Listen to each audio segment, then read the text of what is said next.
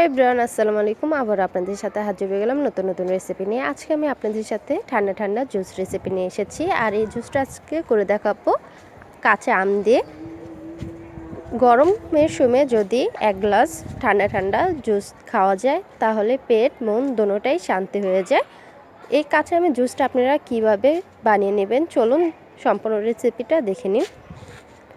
এখানে আমি ব্লেন্ডারের জগ নিয়েছি। জগে 1 কাপ দিয়ে দিব আম কুচি। যদি আমে বোড়া থাকে বোড়াটা ফেলে শুধু কুচি করে আমটা দিয়ে দিবেন। 1 চা চামচ লবণ, 1 চা চামচ বিট লবণ,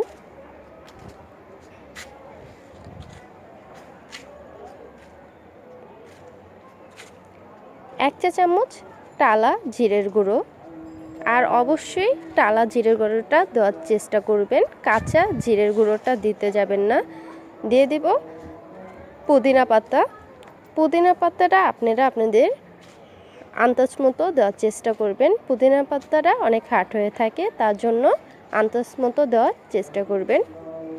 এখানে পরিমাণ মতো চিনি দিয়ে দিয়েছি। আপনারা জুসে চিনিটা কম বেশি যদি খেতে পছন্দ করেন আপনারা আপনাদের পরিমাণ মতো অ্যাড করে দিবেন। এখানে আমি 2-3টা কাঁচামরিচ কুচি করে নিয়েছি, সেটাই দিয়ে দিয়েছি। এখন আমি 1 মিনিটের মতো ব্লেন্ডার করে নেব।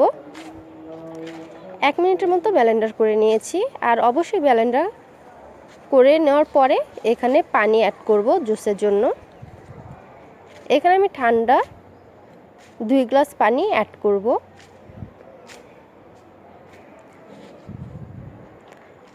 আমের সাথে পানি দিয়ে ব্লেন্ডার করতে যাবেন না, তাহলে আমটা আস্তে আস্তে থাকবে, ভালোমতো ব্লেন্ডার হবে না। আগে ব্লেন্ডার করে এরপরে পানি দেওয়ার চেষ্টা করবেন। 2 গ্লাস পানি দেওয়া হয়ে গিয়েছে। এখন 1 পিস লেবুর রস দিয়ে দিব, আর লেবুর রসটা দেওয়ার চেষ্টা করবেন। এখন আরও 1 মিনিটের মতো ব্লেন্ডার করে নেব। ব্লেন্ডার করে আপনাদের সাথে আমি পরিবেশন করে দেখাচ্ছি। দেখতে পাচ্ছেন ঠান্ডা ঠান্ডা জুস আমার কমপ্লিট। আর এই কাঁচা আমের জুসটা খেতে কতটুকু মজাদার আপনারা ঘরে বানালেই বুঝতে পারবেন।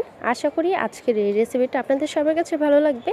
ভালো লাগলে আমার চ্যানেলটা সাবস্ক্রাইব, লাইক, বেল বাটনটা ক্লিক করতে বলবেন আর সবার সাথে শেয়ার করতে বলবেন। আল্লাহ হাফেজ।